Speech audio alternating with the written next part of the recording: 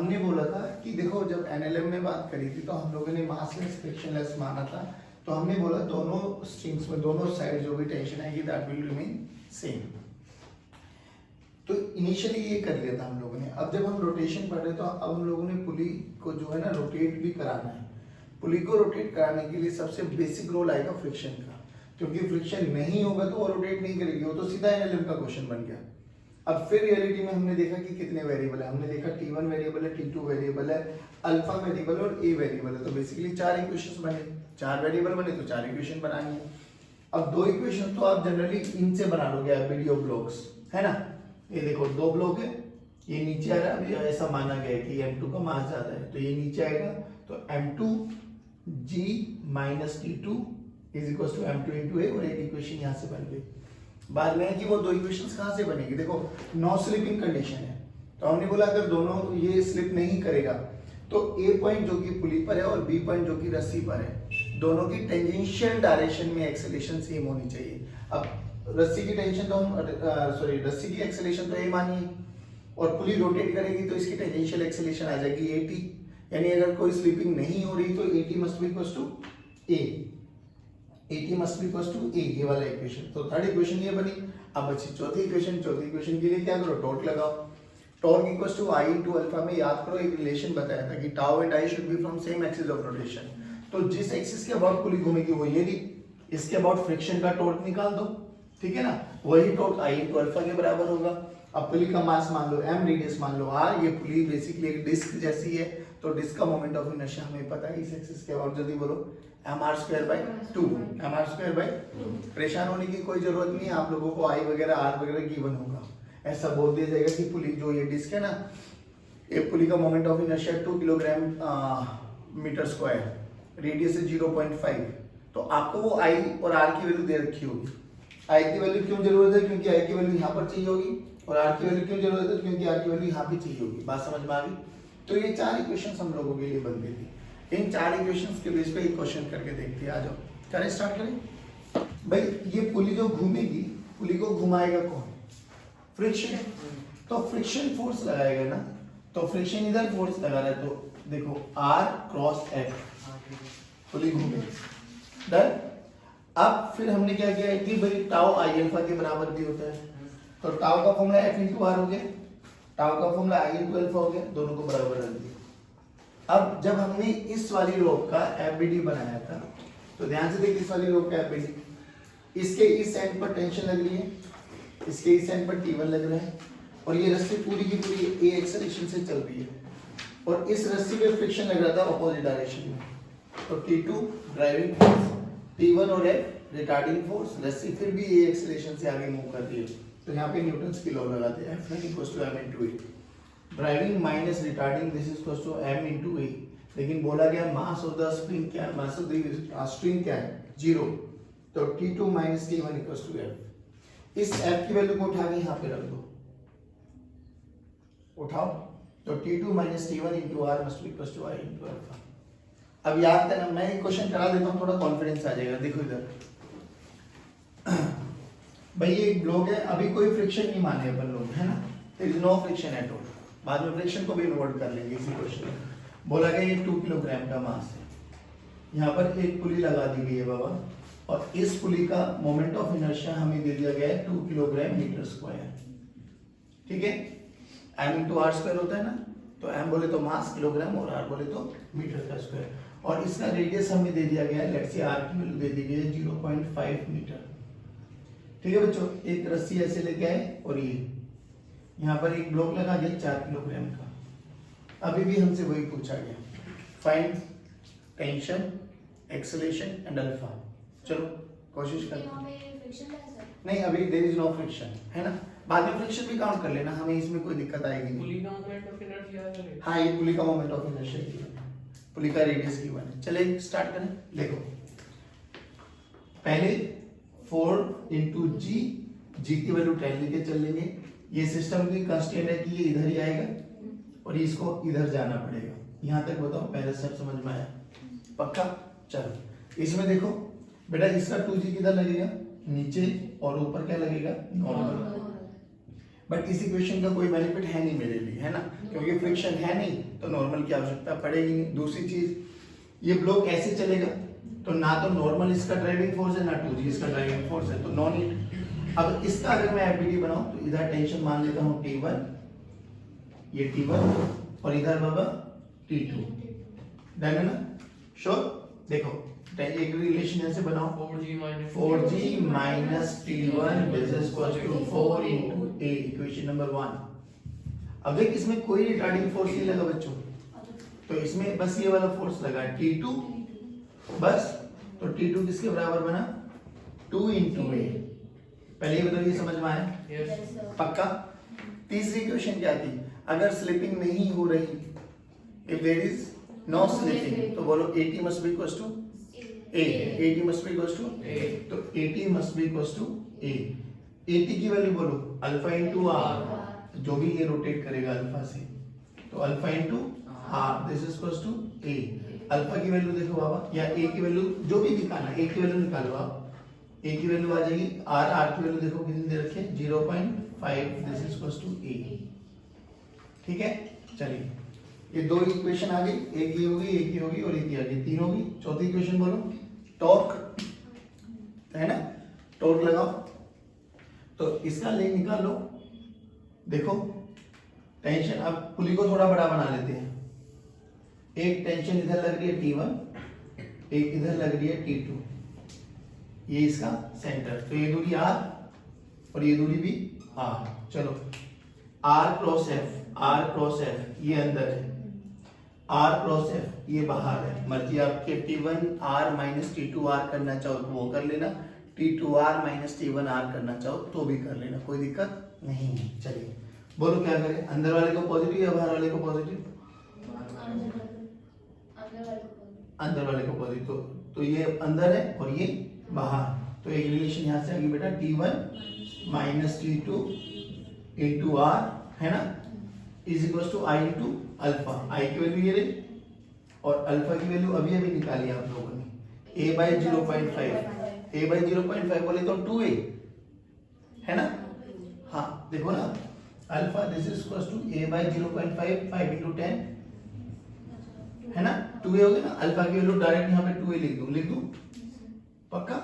अब देखो यहाँ से T1 माइनस T2, R की वैल्यू बाबा आपको गिवन है 0.5, यानी 5 by 10 कर दो, this is equal to 4 into A। तो T1 माइनस T2 देखो, T1 माइनस T2 किसके बराबर बना, 8A। चलिए लो भैया, अब देखो यहाँ से T2 की वैल्यू उठा के यहाँ पे रख दो, ये तो इजी सा क्वेश्चन बन गया ना। T1 की वैल्यू उठाओ, T2 की वैल्यू यहाँ पे 2 है, उधर जाके 10 है, लो भैया 10 है।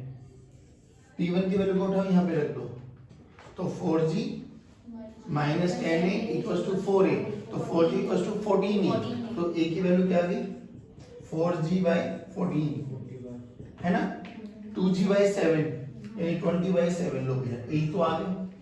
A की वैल्यू को उठा के यहाँ पे रख दो, अल्फा आ जाएगा, और क्या रहेगा T2, A की वैल्यू को उठा के यहाँ रख दो, T2 आ जाएगा, नहीं आया।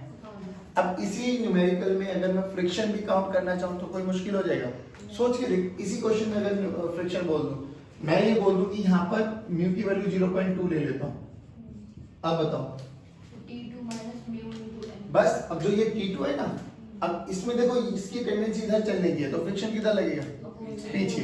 तो बस एक रिलेशन में क्या चेंज आएगा कि जो ये रिलेशन है ना, ये क्या चेंज हो जाएगी फ्रिक्शन के साथ, T2 माइनस ये फ्रिक्शन का force F must be equals to 2 into A।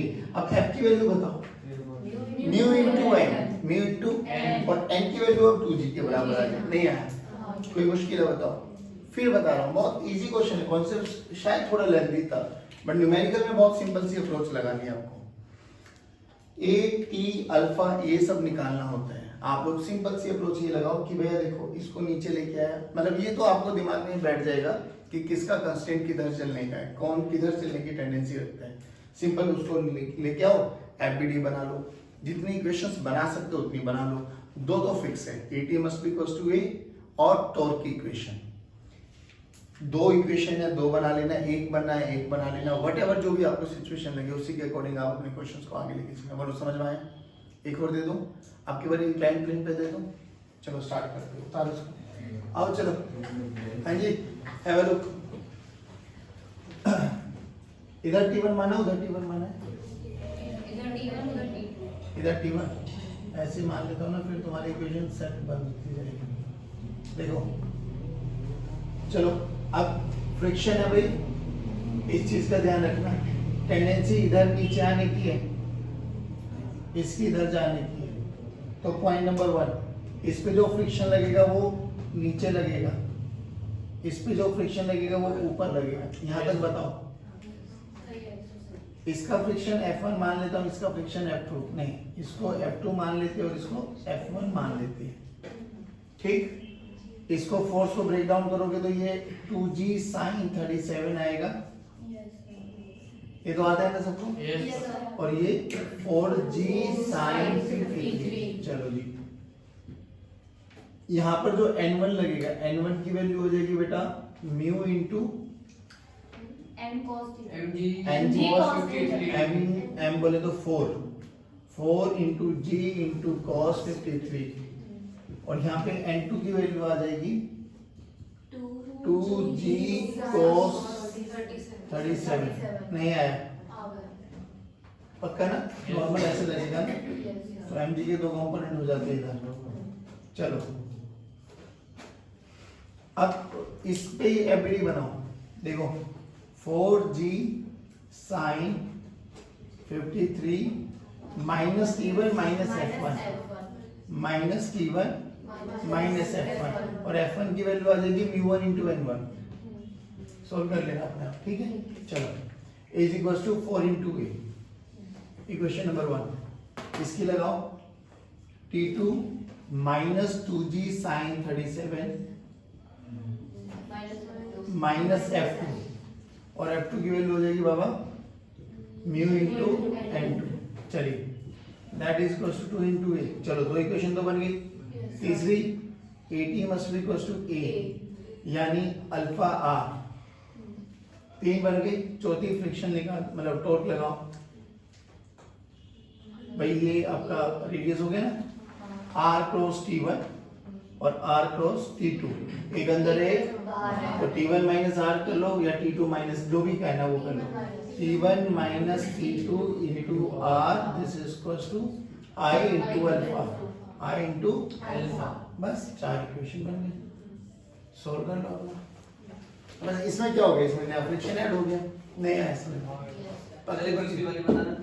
तीसरी वाली तो स्टैंडर्ड है भाई, नो स्लिपिंग कंडीशन होगी तो दोनों की टेंजेंशियल डायरेक्शन में एक्सेलरेशन सेम होनी चाहिए। तो पुली की कितनी हो जाएगी 80 इंटू आर, मतलब अल्फा इंटू आर, और पुली की रस्सी की तो हमने मानी है ये, तो ये स्टैंडर्ड है। नहीं आया बच्चों, पक्का। नॉर्मल की कंपोनेंट में बता देता हूँ। देखो जब भी आपने बच्चे इंक्लाइन प्लेन देखा था ना, कोई भी इंक्लाइन प्लेन, हाँ, तो देखो एक होता है नॉर्मल प्लेन जो हम लोग नॉर्मली पढ़ते हैं, ये हॉरिजॉन्टल पे, तो इसमें mg तो लगेगा नीचे बाबा, और नॉर्मल लगता था ऊपर, ठीक। जब ये ऐसे हो गए ना बच्चों, mg तो हमेशा नॉर्मल टू द ग्राउंड लगेगा, हमेशा नॉर्मल टू द ग्राउंड, तो mg तो अभी भी ऐसे ही लगेगा। बट नॉर्मल क्या लगेगा, नॉर्मल जहां पर इनका कांटेक्ट है, ये कांटेक्ट है, तो इसकी कॉमन नॉर्मल लाइन ड्रॉ कर देते, तो नॉर्मल अब ऐसे हो जाएगा। और mg और इस वाली लाइन में जो कि CNL होते हैं कॉमन नॉर्मल लाइन, mg और CNL के बीच में जितना एंगल ये उठाओगे ना आप इंक्लाइंड प्लेन को, उतना ही एंगल ये बन जाता है। फिर mg के दो कंपोनेंट करो, this is mg cos theta and this one is mg sin theta.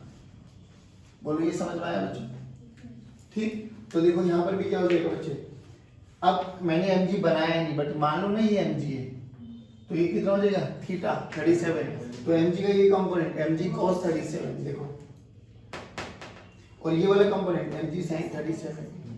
Similarly ऐसे यहाँ पर भी बन जाएगा mg। बोलो आया नहीं समझ में, आ गया पक्का। अब ऐसे बहुत सारे क्वेश्चंस आपको एचसीबी में मिलेंगे, आप लोग लगा लेना, you will get to know कि हो जाते, कोई बड़ी बात नहीं। 3 से 4 इक्वेशन बनती है और इसमें कुछ बड़ी लॉजिक है नहीं। वो देखिए गिट्टी, देखिए गिट्टी, जो ये सिलाई मशीन में लगती है, क्या बोलते हैं इसको इंग्लिश में? हाँ गिट्टी को, अरे वाह, उसको बोलते हैं बोबिन, BOBBIN।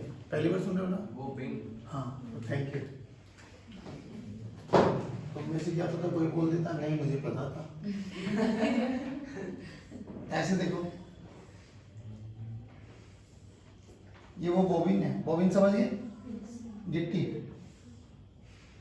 ठीक नहीं समझे, गिट्टी, ये जो चक्री होती है बे, हाँ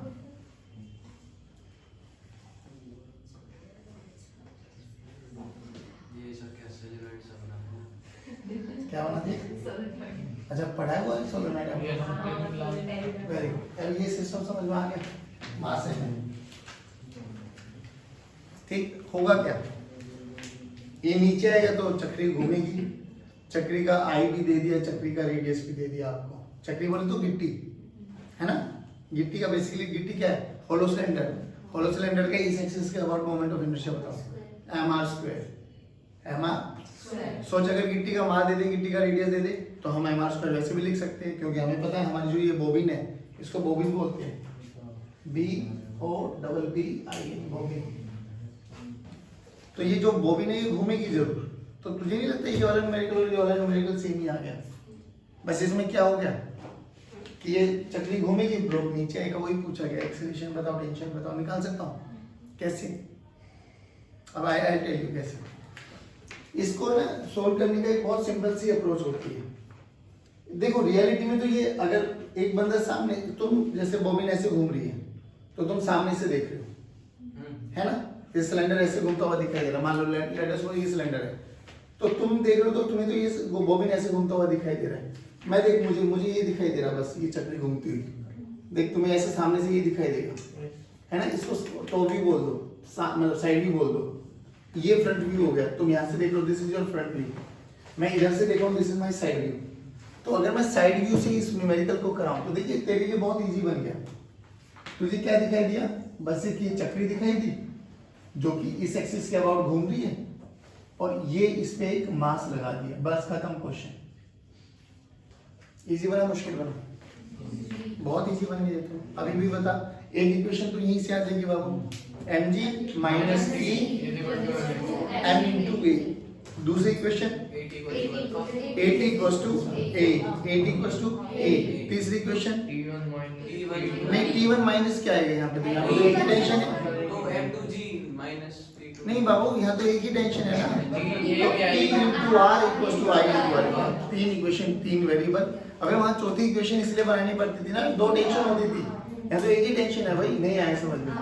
देख भाई ये एक टेंशन आ गई ना बाबा, तो नीचे mg, ये a और ये घूमेगा तो अल्फा से घूमेगा, खत्म। तो एक इक्वेशन तो बन गई mg minus t1 equals to m into a, अरे यार बोलो, mg minus t1 this is equals to, t1 क्या, t कर लो ना इसको, तो m इंटू a, पहली इक्वेशन। दूसरी equation at this is equals to a, तीसरी equation TR must be equals to I alpha, TR must be equals to खत्म, तीन वेरिएबल और तीन इक्वेशन है, काम हो गया हमारा, नहीं आया समझ में, पक्का। अब ये इसमें थोड़ा सा टिपिकल क्वेश्चन काउंट होता है, क्या काउंट है टिपिकल, अगर हमें बेसिक चीजें समझ में आ गई तो तीन वेरिएबल, तो तीन इक्वेशन, चार वेरिएबल, क्यों नहीं किया, अल्फा कर तो दिया, AT की वैल्यू तो अल्फा इंटू आर आएगी, साबुन स्लो है बेटा बहुत ज्यादा, 18 की वैल्यू तो अल्फा इंटू आर है भाई। अब तुम्हें आई दे दे तो अच्छी बात है, M they they, are they दे तो भी हमें आई लिखना आता है। एक्सिस ऑफ रोटेशन के अबाउट मोमेंट ऑफ इनर्शिया तुम्हें हर केस में आना चाहिए, बस नहीं आया समझ में। अब हम स्टार्ट करेंगे एंगुलर मोमेंटम, ठीक है, कुछ कुछ वैसी ही फील देगा जैसे हम लोगों ने पढ़ा था लीनियर मोमेंटम। अच्छा इसमें टॉर्क का आना बहुत जरूरी है, जैसे याद करो लीनियर मोमेंटम हमें ये बताता है कि कोई भी ऑब्जेक्ट जो चल रहा है वो कितनी पावर से चल रहा है, कितनी शक्ति से चल रहा है, कितनी ताकत से चल रहा है। जैसे मास बताता था कितना मुश्किल है, मोमेंट ऑफ इनर्शिया बताता है कितना मुश्किल है, ऐसे ही लीनियर मोमेंटम बताता है उसके चलने की शक्ति, और एंगुलर मोमेंटम बताता है उसके घूमने की शक्ति, कि कोई ऑब्जेक्ट चल रहा है तो उसमें कितनी ताकत है चलने की, कोई ऑब्जेक्ट घूम रहा है तो उसमें कितनी ताकत है घूमने की, वो एंगुलर मोमेंटम होता है। सेम जैसे टॉर्क का फॉर्मूला वेक्टर फॉर्म में बताओ, आर क्रॉस एफ। टॉर्क को लिखने के तीन तरीके बोले थे, तो सबसे पहले ये देख लो कि F किस डायरेक्शन में लग रहा है, उसके परपेंडिकुलर R का कंपोनेंट निकाल लो, या R किस डायरेक्शन में लग रहा है उसके डन था ना, सेम डिट्टो सेम। यहाँ पे angular momentum is represented by L vector, formula होता है R क्रॉस P वेक्टर। क्यों, वहां पे देख R क्रॉस F था, तो टॉर्क जो ऐसे काम वहां पे टॉर्क करता था, यहाँ पे फोर्स करता था। यहाँ पे जो लीनियर मोमेंटम जैसे काम करेगा, यहाँ पे एंगुलर मोमेंटम नहीं आया समझ में।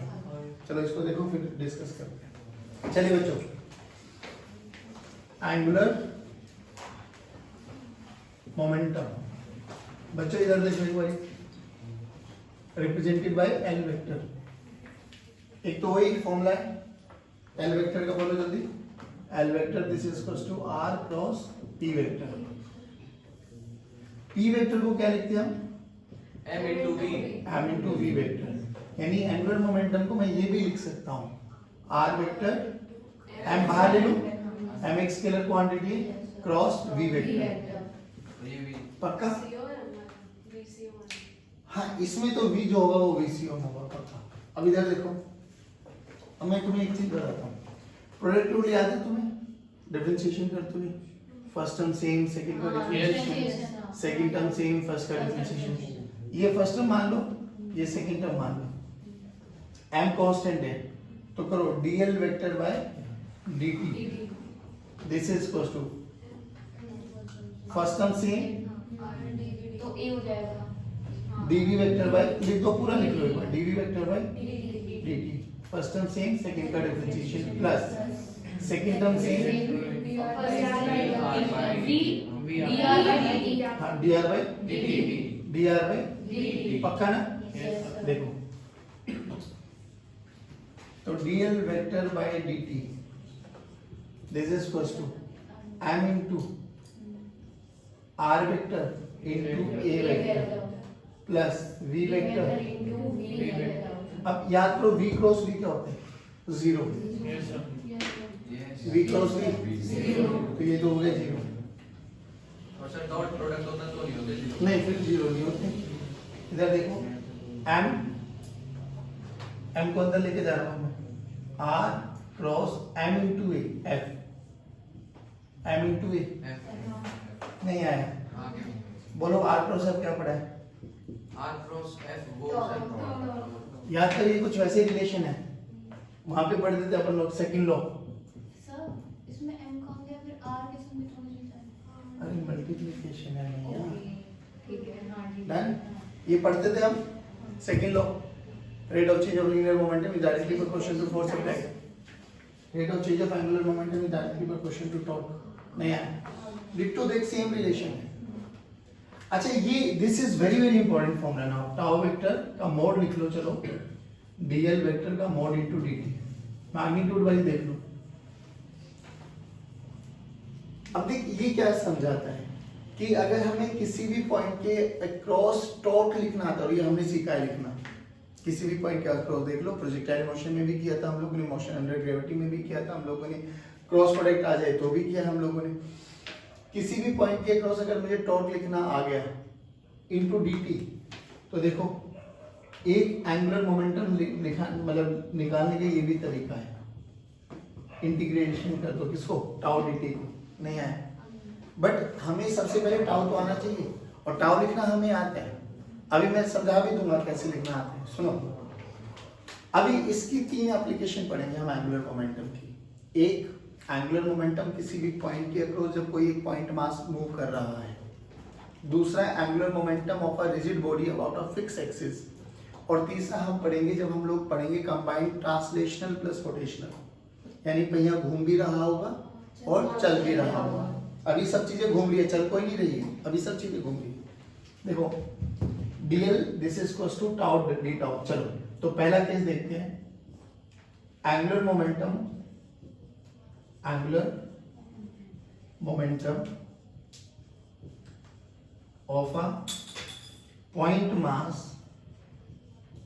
of a point mass about a point। किसी भी पॉइंट के अबाउट कोई भी एक पॉइंट मास मूव कर रहा है, पॉइंट मास मूव कर रहा है, बेसिकली उसका मास भी और उसकी वेलोसिटी भी, बेसिकली हम कह सकते हैं उसके पास मोमेंटम है। देखो मान लो ये एक आपके पास पॉइंट है O, ठीक है बाबा। ये मेरे पास एक पार्टिकल है जिसका मास m है और moving with some velocity v।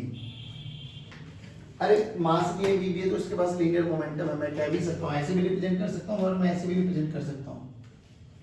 कैसे निकाले इसके अबाउट इसका मोमेंटम निकालने का वही तरीका है भाई, जिसके अबाउट निकालना है और जहां पर मतलब जो आपका पार्टिकल चल रहा है वहां से पोजीशन वेक्टर ड्रॉ कर दो। दिस इज आर वेक्टर, नहीं है?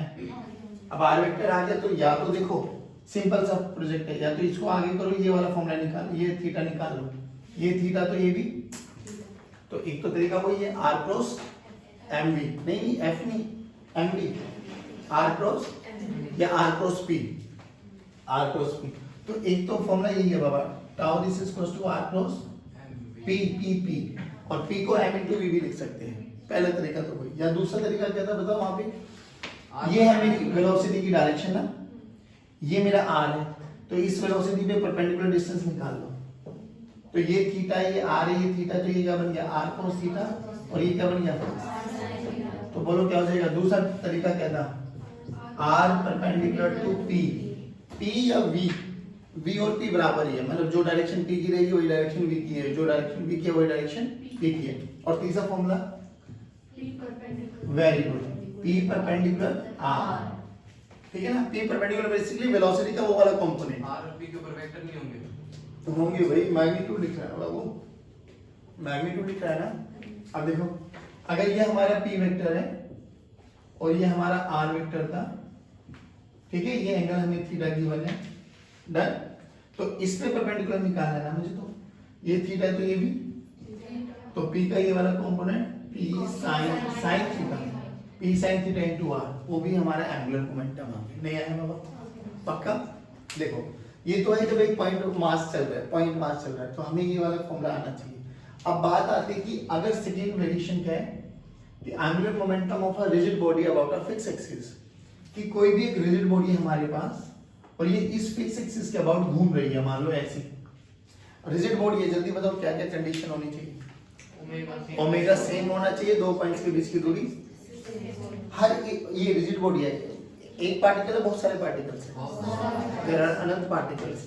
अब बहुत सारे पार्टिकल्स है तो बाबा क्या होगा, ये दूरी मान लो r1, मास मान लो m1 और इसकी वेलोसिटी मान लो v1, क्योंकि ये वाला पार्टिकल तो ऐसे सर्कुलर मोशन करेगा, कोई पार्टिकल यहाँ पर होगा तो ऐसे सर्कुलर मोशन, अरे बोलो भाई, तो इसकी v2 मान लो, r2 मान लो, मास m2 मान लो, ठीक है ना। अब देखो इसका एंगुलर मोमेंटम बताओ, इसके क्रॉस, इसका इस पॉइंट के क्रॉस इस वाले पार्टिकल का एंगुलर मोमेंटम, तो m r v sin theta, ध्यान से देख 90 डिग्री, sin 91, यहाँ पे भी देख कहीं पर भी ले 90 डिग्री बनने वाला है, तो इसका एंगुलर मोमेंटम बोलो, m1 v1 r1 plus m2 v2 r2 plus so, नहीं है बाबा? ये angular momentum of this system आ गया।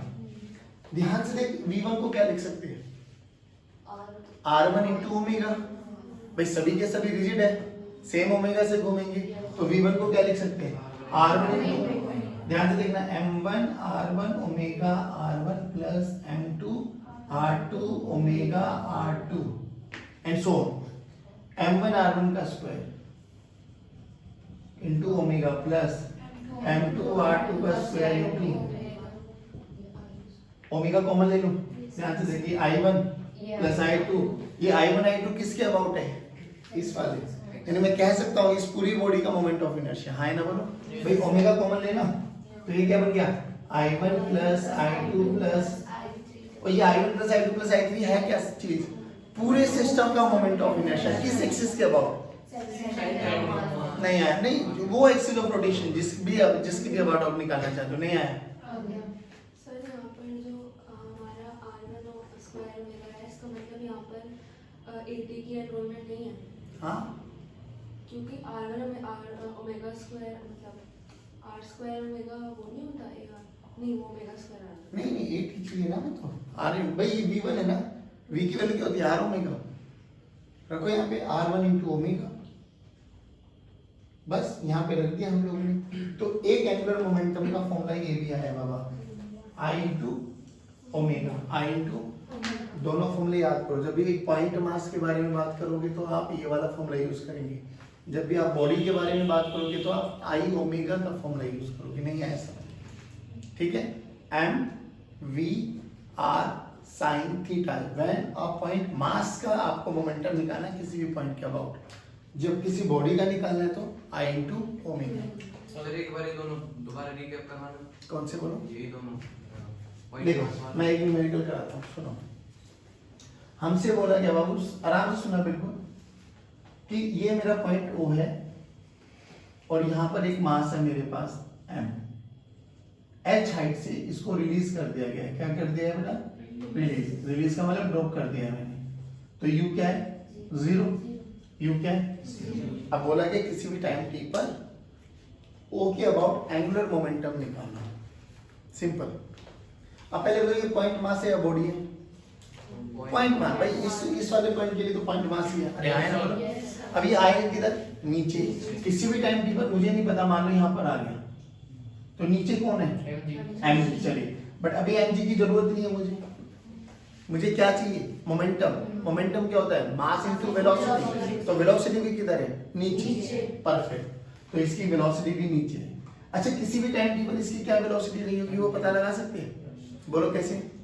v equals to u plus a की वैल्यू g आ जाएगा, u की वैल्यू 0 हो गई, तो किसी भी इंस्टेंट पर v की वैल्यू क्या होगी?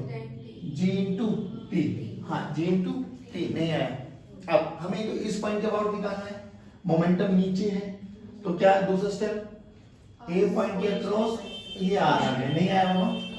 और मान लो ये इनिशियली दूरी b दे रखी थी। अब बोलो कैसे लिखें?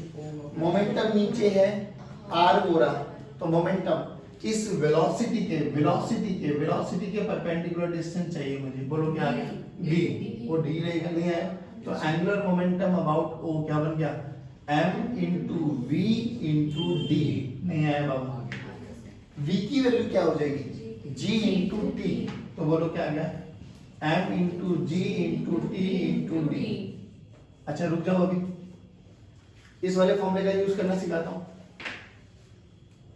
सेम उसी क्वेश्चन में बोला गया एंगुलर मोमेंटम निकालो O के क्रॉस। बच्चा बोला सर मुझे तो टॉर्क आता है निकालना। टॉर्क आता है निकालना, बोलो कितना आएगा? Torque R cross F R perpendicular, F कितना लग रहा है यहाँ पे? mg और परपेंडिकुलर D। तो टॉर्क कितना हो गया? mg देखो यहाँ पर तो dl देखो ना, dl बोलो, this is equals to mg into d into integrate कर दो, mg d बार dt का इंटीग्रेशन। देखो अभी भी आंसर ये और वो सेम आया नहीं समझ में? पक्का सिंपल सा फंडा याद रखो। कई बार मुझे मोमेंटम निकालना बहुत इजी रहेगा तो मेरे लिए बहुत कन्वीनियंट है। मैक्सिमम क्वेश्चंस में मेरे लिए टॉर्क निकालना बहुत वो रहेगा। बात समझ में आ गई? तो टॉर्क जैसे ही निकाल देंगे उसको dt के साथ रखो, इंटीग्रेट करो, you will get the answer. बताओ समझ में आएंगे? यस पक्की बात है। चलो मैं कर नोट। हाँ बोलो। एंगुलर मोमेंटम हैं? एंगुलर मोमेंटम हैं? ये लिखा लो f = d/dt। ये लिखा है साइन हां ये। यहां से समझा। अरे ये तो वो है ना हमारे पास एनएलएम सेकंड लॉ क्या कहते हैं? बस dt/dt। और ये यहाँ से है हमारे पास। तो इन दोनों की एनालॉजी बताया था कि जो काम वहाँ पे फोर्स करेगा वो आउट कर रहा था, जो पी करेगा वो एल करेगा।